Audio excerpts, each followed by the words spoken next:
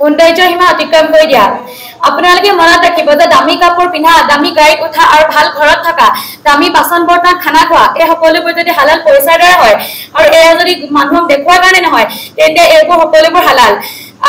আৰু শৰীয়তে এজনী মহিলাক হাজুন কাচুন কৰাৰ পৰা বাধা দিয়া নাই। মাথো শৰীয়তে কৈছে যে শৰীয়তে তোমালোকক যি ধৰণে হাজুন কাচুন কৰিবলৈ কৈছে আৰু তোমালোকক যি ধৰণে থাকিবলৈ কৈছে, তোমালোক ঠিক তেনেধৰণে থাকা।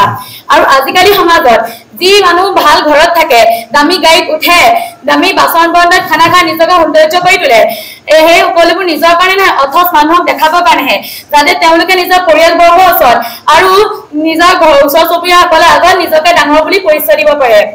এতিয়া এনেকুৱা অৱস্থা যে হালাল হাৰাম, জাইজ নাজাইজ কোনো কথাতে গুৰুত্ব নিদিয়ে।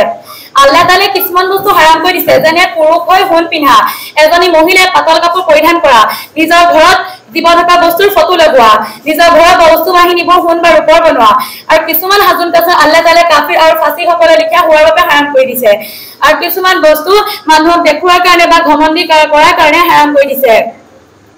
যেতিয়া কোনো এজন সকলোবোৰ কামত অৰ্থাৎ আল্লাহ তাআলাই যিবোৰ কাম হাৰাম কৰি দিছে, এই সকলোবোৰত যেতিয়া পৰি যায়, তেতিয়া তেওঁ সন্মুখত অকল দুনিয়াই থাকে, তেওঁ আল্লাহ কি আখিৰত কি এই সকলোবোৰ পাহৰি যায়। কোনো এজন মানুহ যেতিয়া হিচাপতকে বেছি ধনী হৈ যায়, তেতিয়া তেওঁৰ ভিতৰত এটা ঘমণ্ডি আহি যায়, আৰু এইটো মানুহৰ কাৰণে আটাইতকৈ বেয়া। ইয়াৰ দ্বাৰা ইজনে সিজনৰ প্ৰতি শত্ৰুতা সৃষ্টি হয়, ইজনে আনজনৰ প্ৰতি হিংসাৰ সৃষ্টি হয়। কিছুমান মানুহে টকা উপাৰ্জন কৰিম বুলি ভাবোতেই তেওঁলোকৰ ইন্তেকাল হৈ যায়, আৰু কিছুমান মানুহে টকা উপাৰ্জন কৰি ধেৰ মাল সম্পত্তি থকা স্বত্তেও তেওঁৰ মৃত্যু হৈ যায়। মৃত্যু হোৱাৰ সময়ত সেই ৰুটনিয়াত তেওঁ সম্পত্তিখিনিৰ দ্বাৰা কষ্ট হয়, আৰু যেতিয়া মৃত্যু হৈ যায় তেতিয়া সেই সম্পত্তিখিনি দুনিয়াখনত এনেই এৰি থৈ যায়। তেন্তে আমাৰ এনেকুৱা সম্পত্তি গোটাই কি লাভ, যি সম্পত্তি নেকি আমাৰ দুনিয়া আৰু আখিৰাতত আমাৰ কাৰণে অভিশাপ বনি যায়। মনত ৰাখিব যে মানুহ নাছিল, তাৰ পাছত আল্লাহ তাআলাই আসমানৰ পৰা ৰুহ দিলে, আৰু সেই মানুহজনক জ্ঞান বৃদ্ধি কৰিলে, আৰু সেই এজন মানুহে যি ধৰণে কাম কৰে ঠিক তেনেদৰে তেওঁ কৰিবলৈ ধৰিলে। শেষত মোৰ এইটো দোৱা থাকিল যে আল্লাহ তাআলাই আমাক যি সৌন্দৰ্য দিছে, ইয়াৰ ওপৰত শুকৰিয়া আদায় কৰি যি টকা পইচা দিছে সেইখিনি হালাল কামত খৰচ কৰিবলৈ, আৰু প্ৰত্যেকটো গুনাহৰ পৰা বাচি হুজুৰ সাল্লাল্লাহু আলাইহি সাল্লামৰ তৰিকাৰ ওপৰত চলি এজন প্ৰকৃত মুমিন হৈ মৃত্যুবৰণ কৰিবলৈ তৌফিক দিয়ক। আমিন ওয়া আখিৰু দাৱানা আলহামদুলিল্লাহি ৰাব্বিল আলামিন। শিক্ষা আল্লাহ পাকৰ এক বৃহৎ অৱদান। فقال النبي صلى الله عليه وسلم طلب العلم فريضة على كل مسلم ومسلمة। শিক্ষা অৰ্জন কৰাটো প্ৰত্যেক নাৰীৰ ওপৰত ফৰজ বা অপৰিহাৰ্য কৰ্তব্য। অপ্ৰিয় হলেও ক'ব লাগিব যে আন সম্প্ৰদায়তকৈ মুছলমান সম্প্ৰদায় শিক্ষিত হোৱাৰ বহুত কম। সাধাৰণ শিক্ষা আৰু মাদ্ৰাছাৰ শিক্ষা উভয় শিক্ষাৰে শিক্ষিত এজন মুছলমান ব্যক্তি সমাজৰ অমূল্য সম্পদ। শিক্ষা হৈছে আধুনিক যুগৰ মূল চাবিকাঠি। সাম্প্ৰতিক যুগত শিক্ষাৰ প্ৰয়োজনীয়তা অপৰিহাৰ্য। এই অৰ্জন কৰিবলৈ হলে বা শিক্ষাৰ সোৱাদ ল'বলৈ হলে কিছুমান দুখ কষ্ট উপভোগ কৰিব লাগিব, কিছুমান প্ৰক্ৰিয়া অৱলম্বন কৰিব লাগিব, কিছুমান দায়িত্ব হিচাপে কিছুমান কৰ্তব্য পালন কৰি যাব লাগিব, যেনে অনুষ্ঠানখনৰ প্ৰতি এটা মৰম আন্তৰিকতা, শিক্ষকৰ প্ৰতি মৰম শ্ৰদ্ধা, কিতাপসমূহৰ লগত অন্তৰংগ মৰম সম্পৰ্ক স্থাপন কৰিব পাৰিব লাগিব। এই মৰম আন্তৰিকতা বা সন্মানৰ অবিহনে ইলম আহি যাব, কিন্তু ইলমৰ ৰুহ, ইলমৰ জান, ইলমৰ সম্পত্তি, ইলমৰ বৰকতৰ পৰা বঞ্চিত থাকিব।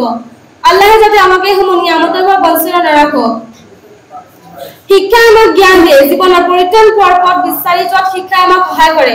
সৎপথেৰে আগবাঢ়ি যাবলৈ শিক্ষা আৰু জ্ঞান মানৱ জীৱনত কুসংস্কাৰ অন্ধবিশ্বাসৰ পৰা পৰিত্ৰাণ পাব পাৰি। শিক্ষা হ'ল মানৱ জীৱনৰ বন্তি বা পোহৰ। আল ইলমু নূৰুন আল জাহলু যুলমাতুন।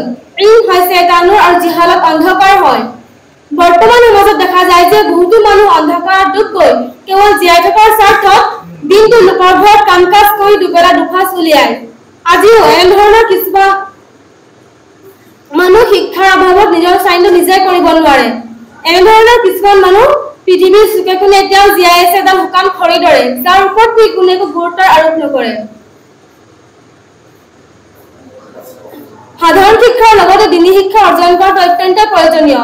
কমচে কম ইমানখিনি ইলম অৰ্জন কৰাটো জৰুৰী, যাৰ দ্বাৰা নেকি আমি আল্লাহৰ ৰাসূলক চিনিব পাৰো, হালাল হাৰাম জায়েজ নাজায়েজ পাঁচ নাপাকে সমূহ বিচাৰ কৰি নিজে শুধৰণিৰ পথত থাকি যাতে আনকো শুধৰণিৰ পথলৈ নিব পাৰো।